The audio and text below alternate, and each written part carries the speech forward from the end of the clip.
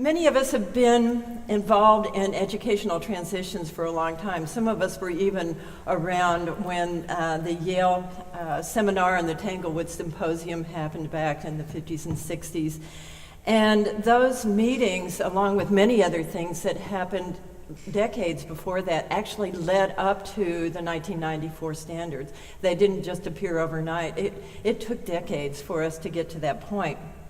I was a doctoral student in 1991 when the task force from MENC came around to various places. They came to my alma mater, the University of Missouri at Kansas City, the Conservatory of Music there, and they presented a panel of folks who I refer to as the all-stars in music education, including Paul Lehman and others, came to the school to present to folks in the Midwest a draft of the standards. This is in '91. So we gave them suggestions, as did people from all over the country, and in 1994 the standards were born. Well, one would think that after all these decades of putting these ideas together about what music education should be and giving us some guidelines for what to teach and when to teach it, that they would have been embraced with open arms. But that didn't happen for me. So in 1994, I took the position as the state consultant for fine arts in Kansas, and I went to my first KMEA board meeting.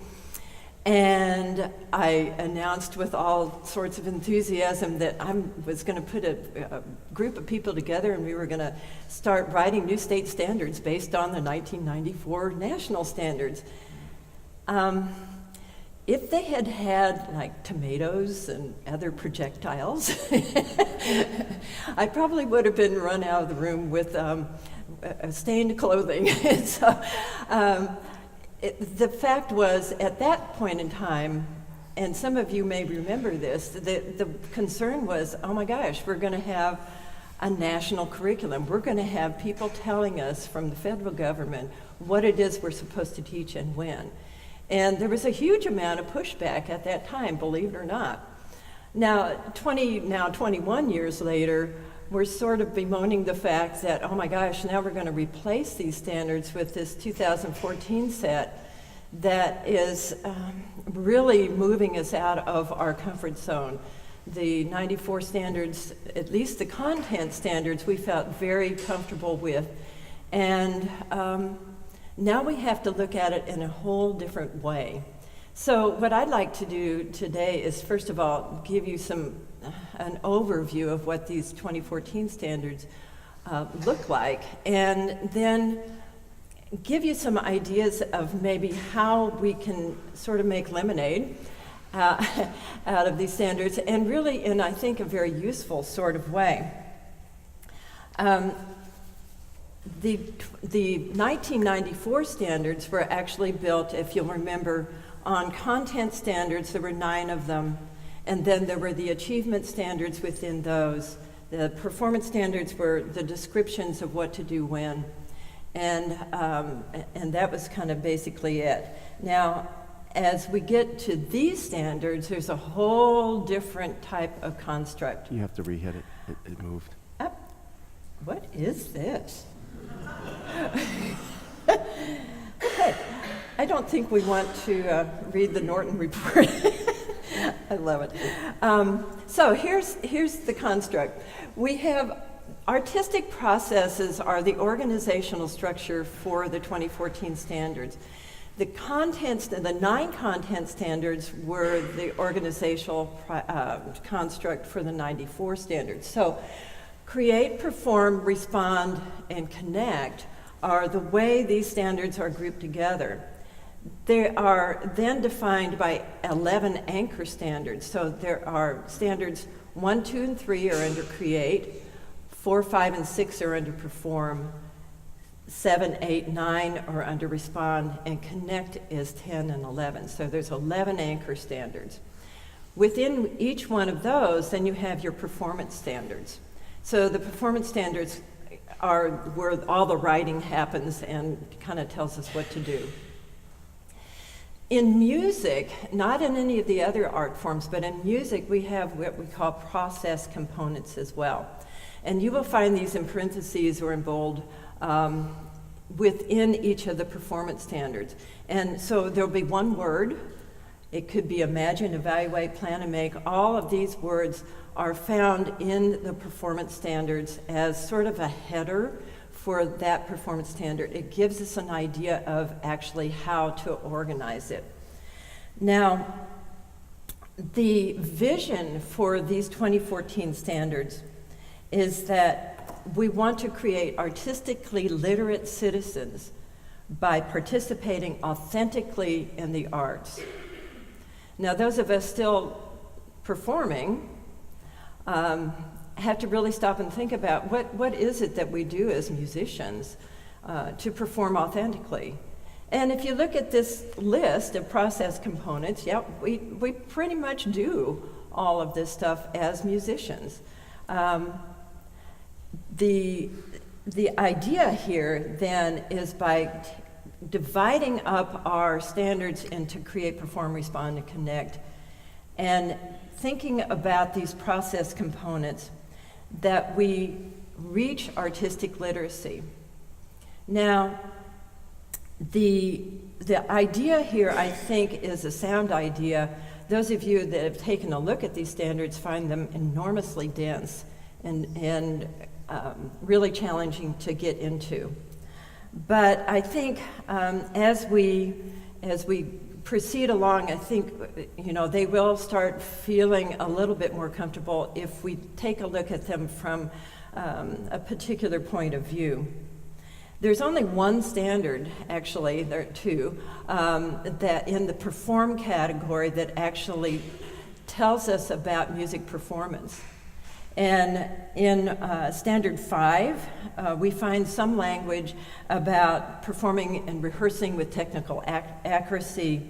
In Anchor Standard 6, we also find some language about performing with technical accuracy and expression. We don't say what that is, and we don't define in these standards, as we did in 1994, about playing in tune, performing with accuracy. None of that stuff is in these standards. So what I tell school districts and arts organizations when I work with them is don't lose your 1994 standards, hang on to them, because that's your roadmap of what to do and when. And school districts that have created a scope and sequence, you need to hang on to that, because you're going to have young teachers coming in that need to know, in terms of that school district, what is expected and when. So with this in mind then, I'd like to move into this other idea that we touched on yesterday regarding the 21st century skills. In the 90s, I find it kind of amusing somewhat that in the 90s, there was a partnership of folks that came together. Maybe some of your organizations were part of this. Businesses, arts organizations, and other organizations came together and created the Partnership for 21st Century Learning. It's now called P21. And they developed what we call now the 21st century skills. The 4 C's that we all know and love: create, communicate, collaborate, and critical thinking, among the others, were, I think, pretty much embraced by most of us. For those of us in the arts, they make perfect sense. That was based on surveys of employers in the 90s. Now, I found data from a 2015 survey that was just actually published for the American Association of Colleges and Universities. And interestingly enough, even based on the conversations we had yesterday, these are the things that they found to be the most important things for employers in the 21st century. And I'm going to go from, actually all of these were rated, at least 70% of the folks felt these were important or better. Knowledge and understanding of democratic institutions and values. broad knowledge in the liberal arts and sciences, intercultural skills and understanding of societies and cultures outside the U.S., oral communication, teamwork in diverse groups, written communication, critical thinking and analytic reasoning, complex problem solving, information literacy, innovation and creativity. So even now, in 2015, we have commerce, we have employers looking at the very things that we do in arts and music education.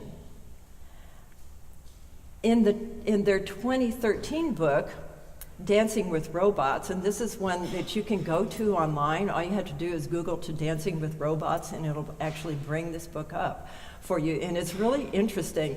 It's called Dancing with Robots, Human Skills for Computerized Work. They explored the need to educate students for jobs that require these particular skills in the 21st century. In the foreword of the book, it states, in order to prepare young people to do the jobs computers cannot do, we must refocus our educational system around one objective, giving students foundational skills in problem solving and communications that computers don't have. As the authors illustrate, these skills are not just the skills of professionals with advanced degrees. What computers have done is to make even traditional blue-collar jobs like the auto mechanic dependent on one's ability to problem solve and communicate. These insights are critical to thinking creatively about the challenges of job creation in the 21st century. So, with that particular statement, I worry that there's a dichotomy of the mentality of the standardized testing and teacher evaluation today in schools. We're not testing these types of 21st century skills. That is really concerning to me because that's how our teachers are being evaluated. And so that type of thinking, I think, leads us to be the cheerleaders, to really get out front and talk about what the majority of employers in this country really want. I do find it encouraging that we have that in our back pocket as a way to advocate for what we do. And I would also suggest that the Common Core and the national standards for music are embedded in those standards is a desire to actually get to these 21st century skills. There are many ramifications of the skills and their relevance for music and arts education through authentic participation. And so I'd like to begin by touching on some of the research in neuroscience and in the music and literacy connection as a foundation or a backdrop for leading you, kind of taking you to this journey to understand how the Common Core lines up with this idea of being a forerunner or a journey to 21st century skills. Yesterday, Joanne did a great job of giving us an overview of some of the neuroscience. 10 years ago, well, 11 now, when we first published the Music and Literacy Connection, the brain research was just really starting to happen. And we didn't have enough at that time to write anything definitive in the book. But we just did the revision, and there's a whole chapter in there that actually reviews the neuroscience in the relationship to literacy. We also added a secondary chapter for those folks at the secondary level to see how the neuroscience and executive functions and 21st century skills happen at the high school level. So one of the labs that she referred to yesterday was the Neuroscience and Auditory Lab at Northwestern University. This is led by Nina Kraus. Nina is this just remarkable researcher that hires students who are musicians and also are interested in auditory neuroscience. So they are just tremendously creative and really interested in studying what it is that we do in music specifically and how it affects the brain. Her researchers are investigating the cognitive abilities such as vocabulary, rhythm perception and production, which is linked to reading skills, perceptions of speech in noisy backgrounds, auditory encoding of speech, auditory discrimination, and attention. They're also looking at ADHD, autism spectrum disorders, and aging. And so I have a website for you. It's very easy to find. If you can't remember the website, go to Brain Volts. Cute, huh? And it's at northwestern.edu. And what they've done on this website is to actually create a learning website for you. There are slideshows there. They have Nina giving lectures on their long ones and short ones. They lead you through their whole process of how they work with brain scans. They have their own auditory system that looks at brainstem reflections of sound. It's a terrific website, and I think for everybody in this room, do it for bedtime reading. You'll find it really entertaining and very, very helpful in your quest to talk about what is happening with the brain as we do music. So that brings us to these literacy connections. The neuroscience folks are looking at really fundamental neurophysical things that are happening in the brain. And when we look at literacy connections, then there are different levels. There's a continuum of that. So we have the decoding piece, which is really linked to auditory skills. So the way we hear, the way we listen, the way we discern, fast and slow and loud and soft, and all the things that we do with young children to help them discern sound. That's what the auditory neuroscientists are also looking at and what's going on with the brain. And then as we get to an older age, as students start to refine those auditory skills, then we move into more highly nuanced auditory perception of sound. And that would be attacks and releases, and how we perceive the sound of others around us and us in relationship to them. It really gets into very highly discriminatory sensitivity to sound. These are all related to what we call phonological awareness. So phonological awareness, if you talk to any reading teacher, they will tell you that without phonological awareness, a student will not be able to properly read.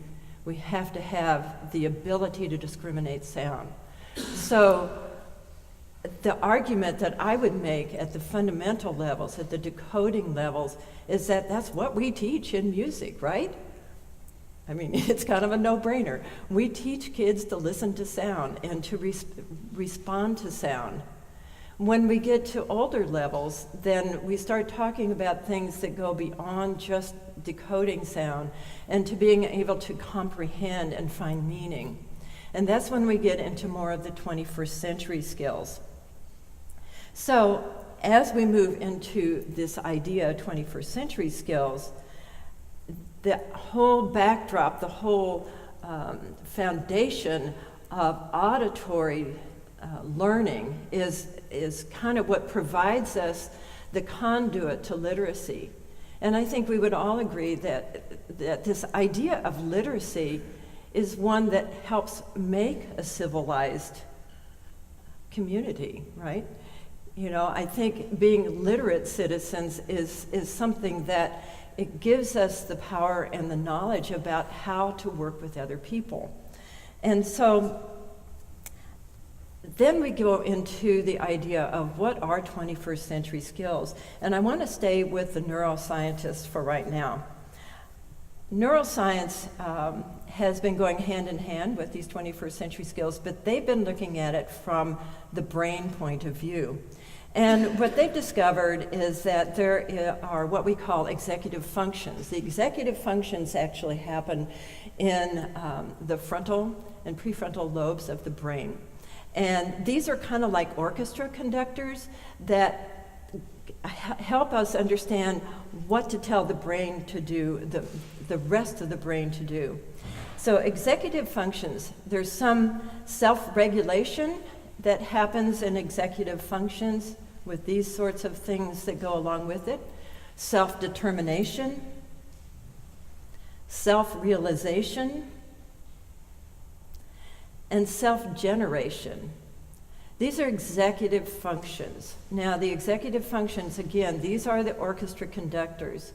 The executive skills, then, are what actually happen after the brain has told us what to do. It could be something with movement, or memory, or auditory, or visual types of behavior. So, now I'm going to give you a pop quiz. Okay. On the right-hand column, you'll see some of the more characteristic 21st century skills. On the left-hand column, you'll see the executive functions and executive skills. And there are about 70-something executive skills.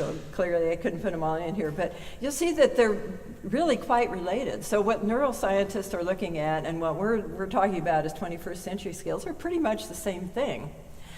I'm going to read 2 standards from the Common Core standards, and I want you to look at this list of skills and see if you can figure out which ones actually apply to this particular standard. So this is anchor standard number 5, develop and refine artistic techniques and work for presentation. This is for 7th grade. Remember, these 2014 standards are grade level standards. The artistic process is performed, and the process components here are rehearse, evaluate, and refine. So here is the standard. Identify and apply collaboratively developed criteria, such as demonstrating correct interpretation of notation, technical skills of the performer, originality, emotional impact, and interest, to rehearse, refine, and determine when the music is ready to perform. Whoa. Let me read the first part again. Identify and apply collaboratively developed criteria to rehearse, refine, and determine when the music is ready to perform. Do you see any 21st century skills or executive functions and skills happening there? Everybody go, yes. Thank you, you all got an A. Yeah, I mean, so collaboration is there, critical thinking is there, problem solving. If you're going to be able to, figure out what the emotional impact is or demonstrating what is interpretation of notation, all of these things are there. And this is at the 7th grade level. That's kind of a doozy of a standard, don't you think? Let's try a 2nd grade level and see what you think. This is from anchor standard number 1. The standard reads, generate and conceptualize artistic ideas and work. 2nd grade level. The artistic process is create and the process components are imagine. Here's the standard. Generate musical patterns and ideas within the context of a given tonality and meter. Do they have to think critically? Yeah. Do they have to problem solve? Mm-hmm. If you teach it in a way where they're working together, they're going to have to be collaborative, they're going to have to create, they're going to have to communicate. All of these things are happening within these standards. And if you really think about it, those of you that teach young children, generate musical patterns and ideas within the context of a given tonality meter. We do that every day in 2nd grade. That is not rocket science. But the way these are framed is different, because now instead of thinking them just as technical skills that we teach our kids what and when to do them, that we now really have to think about what type of 21st century skill or executive skill are they actually doing? So we can take these standards and actually turn them around to make them advocate for what we do. If we're smart and we take this information and use it in a way that really says to people, yes, these skills are important and this is what we do on a daily basis. So, interestingly, the process then reflects back to the taxonomy of educational objectives. And I'm going to go to the affective domain. We're all very familiar with Bloom's taxonomy, the cognitive domain. But the affective domain, we've always kind of thought is sort of a little bit, okay, I'm going to work faster here, is a little bit touchy-feely. Affective domain talks to us about how we first of all are aware of information, then we respond to it, then we value it, and then we organize that into our value system, and then it becomes part of our personal character. That is the taxonomy of the affective domain, and with that, we can see this whole process of how music can become part of a child's character. So what can arts organizations bring to school music education? How can these partnerships work together? I do have some suggestions. As an arts organization, go through the process of determining the most important ideas, skills, and concepts within Create, Perform, Respond, and Connect. Do this without considering the standards initially, but take a look at your own organization and what your biggest strengths are. Identify the most relevant standards then within music, but also take a look at English language arts and social studies and sciences and all of those things. Label those power standards. We can't possibly get to all of these standards. It's really just not possible. So label those as power standards. Advertise those to your parents and your families. Make sure everybody knows what you are trying to accomplish. And then determine, what do your artists do as a professional to reach these standards? And talk about that. What 21st century skills are required of the children that you're working with? And talk about that. Determine how your services or programs can encourage students to authentically participate in the arts.